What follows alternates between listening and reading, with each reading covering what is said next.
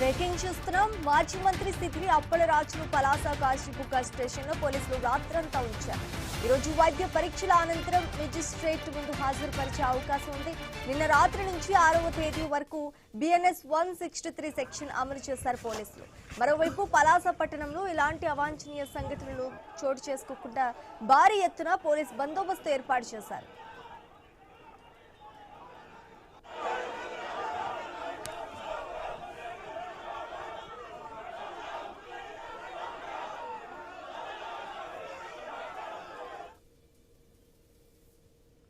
మాజీ మంత్రి సిద్దిరి అప్పలరాజును పలాస కాశీబుగ్గ స్టేషన్లో పోలీసులు రాత్రంతా ఉంచారు. ఈరోజు వైద్య పరీక్షల అనంతరం మెజిస్ట్రేట్ ముందు హాజరుపరిచే అవకాశం ఉంది. ఇక ఇదే అంశానికి సంబంధించి పూర్తి డీటెయిల్స్ మా ప్రతినిధి రాము అందిస్తారు. రాము, చెప్పండి. శ్రీకాకుళం కాశీబుగ్గ పోలీస్ స్టేషన్ దగ్గర ఉద్రిక్త పరిస్థితి నెలకొన్నట్టుగా తెలుస్తోంది. దీనికి సంబంధించి పూర్తి డీటెయిల్స్ ఏంటి? శ్రీజ, మాజీ మంత్రి సిద్దిరి అప్పలరాజు వ్యవహారంలో పరిణామాలు వేగంగా మారుతున్నవి. నిన్న రాత్రి ఆయనను పోలీసులు అదుపులోకి తీసుకొని విచారించారు. రాత్రంతా కూడా పలాస కాశీబుగ్గ స్టేషన్ లోనే ఉంచడం జరిగింది. అయితే ప్రస్తుతం అప్పలరాజుకు వైద్య పరీక్షల కోసం తీసుకెళ్లేందుకు పోలీసులు అయితే సిద్ధమవుతున్నారు. వైద్య పరీక్షల అనంతరం మెజిస్ట్రేట్ ముందు హాజరుపరిచే అవకాశాలు అయితే కనిపిస్తున్నవి. అయితే ఇప్పటికే ఈ కేసులో అప్పలరాజు కుమారుడు ఏదైతే యాక్సిడెంట్ సంబంధించి కేసులో అప్పలరాజు కుమారుడు బెయిల్ లభించక జ్యుడిషియల్ రిమాండ్ లోనే జైల్లోనే ఉన్నారు. ఇప్పుడు తండ్రిని కూడా అరెస్ట్ చేయడం రాష్ట్ర వ్యాప్తంగా చర్చనీయాంశమైంది. ఒక సాధారణమైన యాక్సిడెంట్ కేసుకు సంబంధించి 12 రోజులుగా కుమారుడు రిమాండ్ లో పెట్టడం, ఇప్పుడు తండ్రిని కూడా అరెస్ట్ చేసి రాత్రంతా పోలీస్ స్టేషన్ లో నిర్బంధించి విచారించడంపై కూడా పలు అనుమానాలు అయితే కలిగిస్తున్నవి. ఇది కూటమి ప్రభుత్వం కక్ష సాధింపు చర్యల్లో భాగంగానే ఒక సాధారణమైన యాక్సిడెంట్ కేసును ఈ విధంగా క్రియేట్ చేసిందని వైసీపీ అధిష్టానం అయితే దీన్ని తీవ్రంగా ఖండిస్తుంది. దీనిపై మాజీ ముఖ్యమంత్రి జగన్మోహన్ రెడ్డి కూడా ట్వీట్ చేయడం జరిగింది. అలాగే అదే విధంగా జిల్లాకు సంబంధించిన ప్రముఖ నాయకులు కూడా ఈ అరెస్ట్ ను ఖండిస్తున్న పరిస్థితి కనిపిస్తుంది. మరోవైపు పలాసలో ఎలాంటి అవాంఛనీయ ఘటనలు జరగకుండా పోలీసులు కట్టుదిట్టమైన భద్రతలు ఏర్పాటు చేశారు. నిన్న రాత్రి నుంచి వచ్చే నెల 6వ తేదీ వరకు BNS 163 సెక్షన్ అమల్లోనికి తీసుకొచ్చారు. దీంతో ర్యాలీలు గాని, ధర్నాలు గాని, గుంపులు సమావేశాలు నిర్వహించడంపై కూడా పోలీసులు ఆంక్షలు పెట్టారు. ఇక మాజీ మంత్రి అప్పలరాజు అరెస్ట్ నిరసిస్తూ టెక్కలి వైసీపీ ఇన్ఛార్జ్ పేరాడ తిలక్ నిన్న రాత్రి పలాస నగరంలో కార్యకర్తలతో భారీ ర్యాలీ నిర్వహించారు. ఈ నేపథ్యంలో పేరాడ తిలక్ ను కూడా పోలీసులు అదుపులో తీసుకొని ఆయనపై కూడా కేసు నమోదు చేసినట్లయితే తెలుస్తుంది. ప్రస్తుతం పలాస కాశీబుగ్గ పోలీస్ స్టేషన్ పరిసర ప్రాంతాల్లో అయితే భారీగా కార్యకర్తలు చేరుకుంటున్న పరిస్థితి కనిపిస్తుంది. అప్పలరాజును కూడా కోర్టుకి హాజరుపరిచే పరిస్థితి కనిపిస్తుంది. అయితే దీనిపై అప్పలరాజు సతీమణి శ్రీదేవి కూడా స్పందించారు. కుమారుడిని జైల్లో వేశారు. ఇప్పుడు భర్తను కూడా తీసుకెళ్లి వేస్తున్నారు. కుటుంబంపై ఇలాంటి రాజకీయ కక్షలు సరికాదని ఆమె కూడా చెప్తున్న పరిస్థితి కనిపిస్తుంది. అర్ధరాత్రి 2 గంటల వరకు కూడా భార్య శ్రీదేవి పోలీస్ స్టేషన్ దగ్గర నిరీక్షిస్తున్న పరిస్థితి. ఈ నేపథ్యంలో మరోసారి ఉదయానికి కార్యకర్తలు భార్య శ్రీదేవి కూడా స్టేషన్ కు చేరుకున్నారు.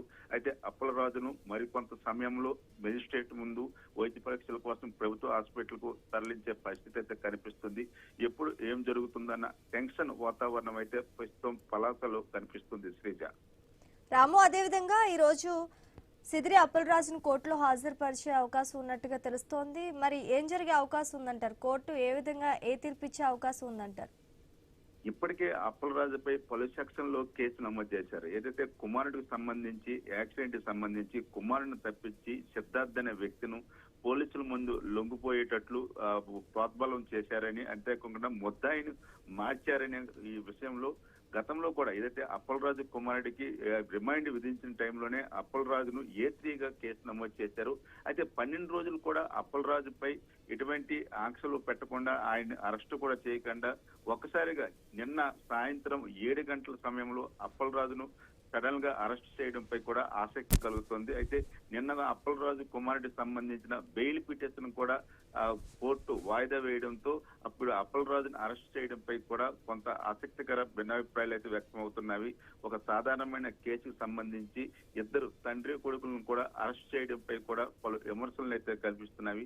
అయితే దీనిపై కూటమి ప్రభుత్వం మాత్రం బుద్ధాయిని మార్చే పరిస్థితి, చట్టాన్ని తన చేతిలో తీసుకున్నారు. ఒక మంత్రిగా పనిచేసి ఈ విధంగా చేయడంపై ఒక వ్యక్తి చావుకు కారణమయ్యారనే అభియోగాలు బాగాలు అయితే మోపుతున్నారు. అయితే ప్రస్తుతం అప్పలరాజుపై ఏ సెక్షన్ల మీద కేసు నమోదు చేశారనేది ఇంకా పూర్తిగా బయటకు తెలియనప్పుడు కూడా ప్రస్తుతం అప్పలరాజును వైద్య పరీక్షల నిమిత్తం ప్రభుత్వ హాస్పిటల్కి తరలించి తర్వాత మెజిస్ట్రేట్ ముందు హాజరుపరిచే అవకాశాలు కనిపిస్తున్నాయి.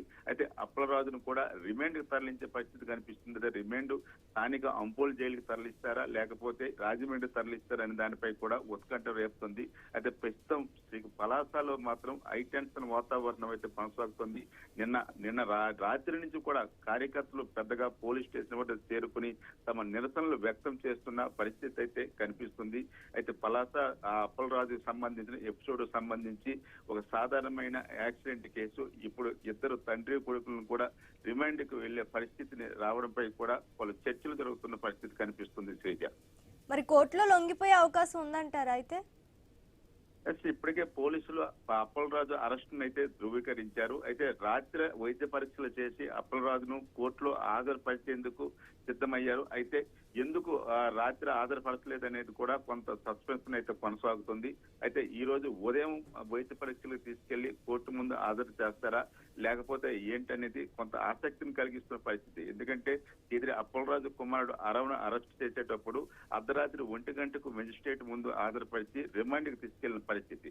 మరి అప్పలరాజు విషయంలో ఎందుకు ఎంత సుదీర్ఘ కాలం పాటు ఆ విచారణ చేపట్టారు? అంటే సుమారు 7 గంటల నుంచి 7 గంటల వరకు, అంటే 12 గంటల సేపు అప్పలరాజును విచారించిన పరిస్థితి కనిపిస్తుంది. మరి అప్పలరాజుపై ఎలాంటి సెక్షన్ లో కేసు నమోదు చేశారు, ఎందుకు అర్ధరాత్రి పోలీస్ స్టేషన్ లో అప్పలరాజును ఉంచవలసిన పరిస్థితి వచ్చింది, దానిపై కూడా కొత్త సస్పెన్స్ అయితే కొనసాగుతున్న పరిస్థితి అయితే కనిపిస్తుంది. Sreeja, right, thanks for the update Ramu.